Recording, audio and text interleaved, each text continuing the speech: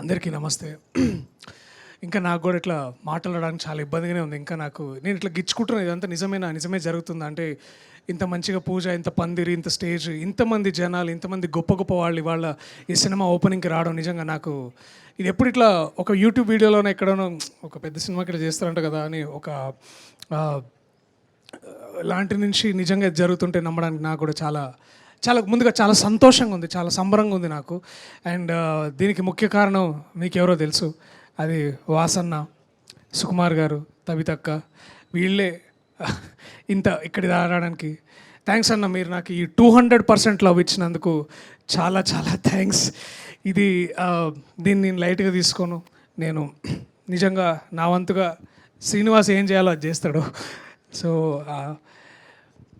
ఇది ఒక తెలంగాణ నేపథ్యంలో ఉన్న సినిమా అయి ఉండొచ్చు. తెలంగాణ భాష, యాస, తిండి, బట్ట, అన్ని ప్రాంతం అంతా మీకు అదే కనిపించవచ్చు. కానీ చాలా గర్వంగా చెప్పగలను, ఇది ఒక గ్లోబల్ స్థాయి సినిమా.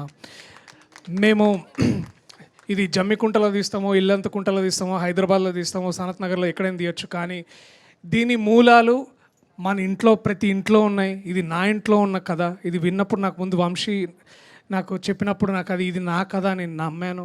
అట్లాగే వీళ్ళందరూ నమ్మారు.